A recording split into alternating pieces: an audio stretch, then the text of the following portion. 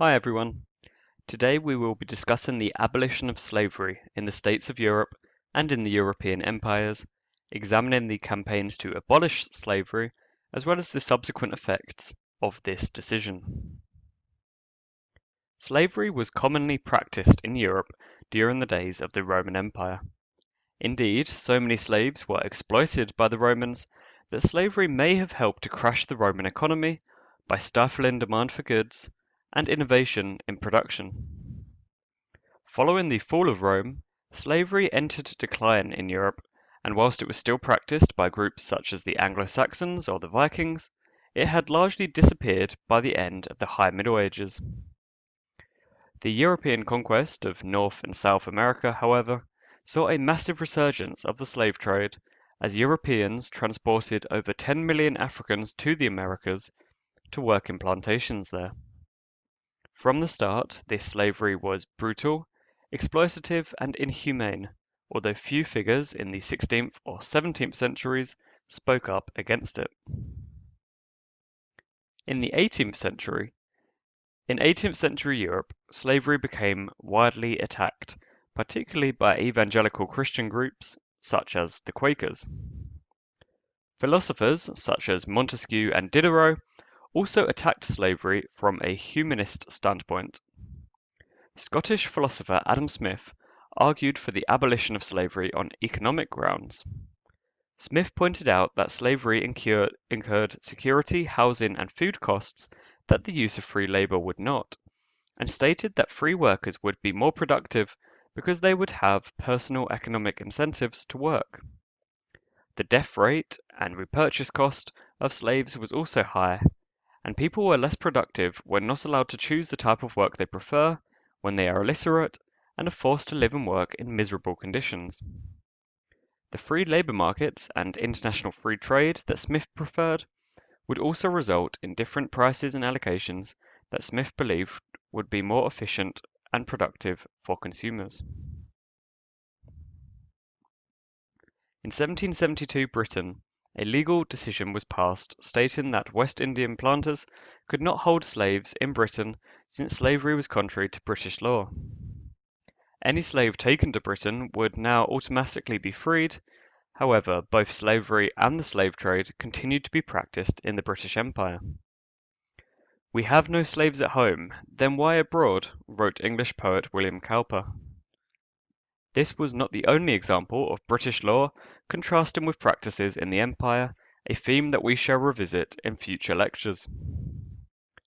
Abolitionists began calling for the ending of the slave trade entirely in pamphlets and speeches.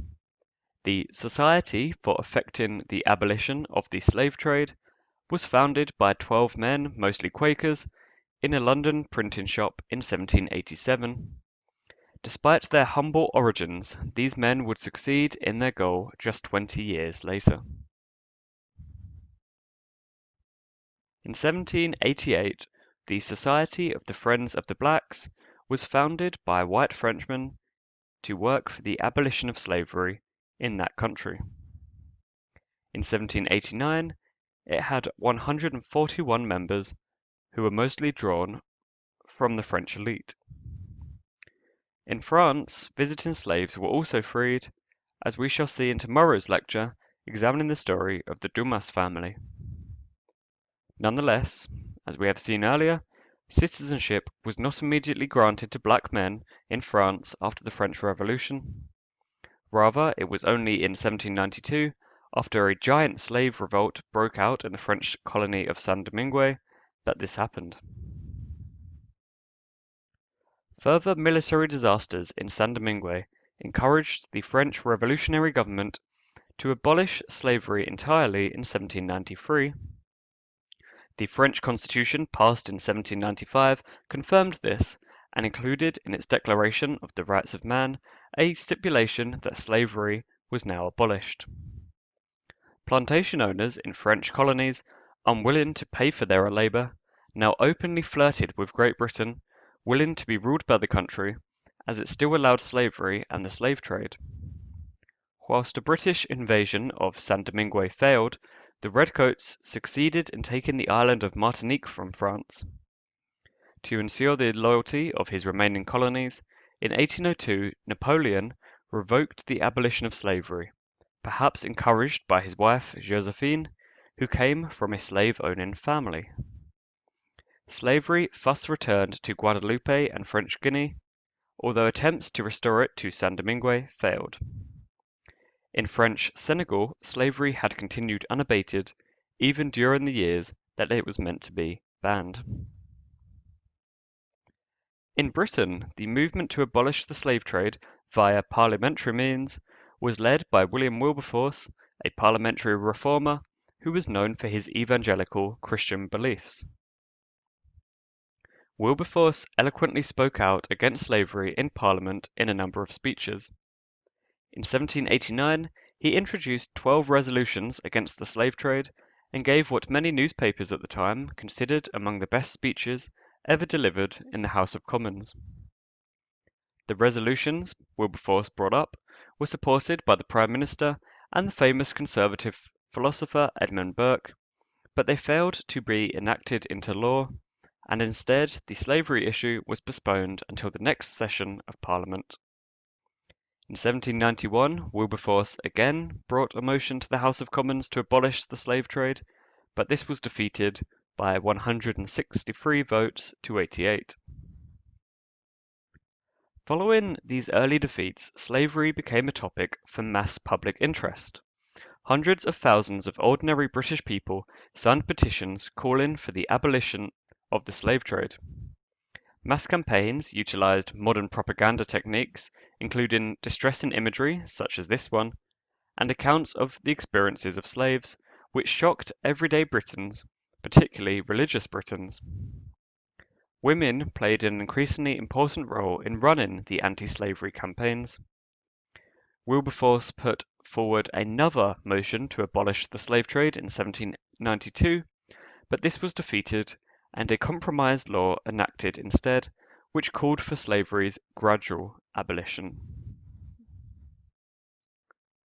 The war with Napoleon soon came to preoccupy Parliament, a war in which, as we have discussed, Britain was all too willing to utilize its continued advocacy of the slave trade to gain new lands off of the French. In 1807, however, a bill to abolish the slave trade in the British Caribbean was passed in the Commons by 283 votes to 16, accompanied by a chorus of hurrahs for Wilberforce. It became law on March the 25th. Britain subsequently utilized the influence it had over other weaker nations in the world to force them to also outlaw the slave trade, and began boarding slave vessels belonging to other countries and forcibly freeing the slaves held on board, most commonly to the colony of Sierra Leone, which had been set up to settle loyalist black soldiers from the American Revolutionary War. Between 1808 and 1860, British ships captured 1,600 slave ships and freed 150,000 Africans held on board. However, whilst the 1807 law banned the slave trade, it did not ban slavery. The United States also, for example, banned the slave trade, but slavery there continued to be practiced for another 60 years. Economist Eric Williams presented data to show that the slave trade itself generated only small profits compared to the much more lucrative sugar plantations of the Caribbean, and therefore slavery continued to thrive on those estates. Plantation owners purchased corrupt parliamentary seats where they banded together to support slavery. A number of groups sprang up to call for the immediate abolition of slavery. The umbrella Anti-Slavery Society began in 1823. Its members held a number of views, from those who insisted on a gradual process of abolition, and the generally younger, more radical members, whose moral outlook regarded slavery as a sin to be ended as soon as possible. Elizabeth Hayrick's 1824 pamphlet, Immediate, Not Gradual Abolition, is indicative of this group's beliefs. In the British colony of Jamaica, a revolt known as the Baptist War, or the Christmas Rebellion, broke out in December 1831. Baptist ministers in Jamaica had been following the abolitionist movement in London and had lobbied the King William IV for an end to slavery. When this was not granted, they rose in revolt under the leadership of Sam Sharpe, nicknamed Daddy. This became the largest slave uprising in the British Caribbean, involving as many as 60,000 of Jamaica's 300,000 slaves. During the rebellion, 14 whites were killed by armed slave battalions and 207 rebels were killed. The government crushed the rebellion and brutally executed many former slaves, with others escaping to the Jamaican mountains. Nonetheless, because of the loss of property and life in the 1831 rebellion, the British Parliament held 2 inquiries into the matter, contributing to the end of slavery. The British government was also motivated by the poor economy of the Caribbean plantations, with sugar prices in the 1820s collapsing. The Parliament no longer felt that it needed to protect the economic interests of the West Indian sugar planters.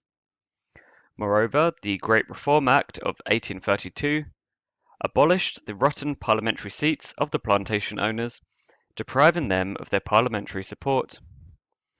On July 26, 1833, the Slavery Abolition Act was passed by the Commons, becoming law the following month. 3 days later, Wilberforce died and was interred at Westminster Abbey in London. In return for freeing their slaves, British plantation owners were gifted an enormous sum of money, being compensated the equivalent of $100 billion in today's currency. Many former plantation owners hired their former slaves on pitiful wages and continued to reap massive profits, with the islands of the Caribbean retaining a racialized hierarchy of power and a white elite. It was not until 1838 that the final slaves were freed in the British Empire. British abolitionists now set their sights on freeing slaves who lived in other countries. The British and Foreign Anti-Slavery Society was founded on the 17th of April, 1839. The society organised the first World Anti-Slavery Convention in London the following year, attracting people from nations around the world where slavery was practiced, including from the United States. The great powers of Austria, the UK, Prussia and Russia then collectively signed the Treaty for the Suppression of the African Slave Trade in 1841, but the French king, Louis Philippe, refused to ratify the treaty. It was not until the 1848 Revolution that the French Second Republic ended slavery in the French colonies. As in Britain, the state bought slaves from slave owners as a way of freeing them. Slavery continued in British India, the United States, Africa, Cuba, and Brazil until the end of the 19th century. Indeed, the British and the French would use the premise of abolishing slavery to expand their empires in East and West Africa, respectively. The abolition of slavery was seen, perversely, as a justification of empire and of the benevolence of white rule. However, we should not forget that the wealth taken from the labor of black slaves on the Caribbean plantations had already made its way into European pockets, European banks, and European businesses. The wealth generated from slavery helped to kickstart the industrial development of Europe and further increase the continent's advantages over other parts of the world, paving the way for imperialism. It was only when slavery became less profitable business that it was allowed to be abolished.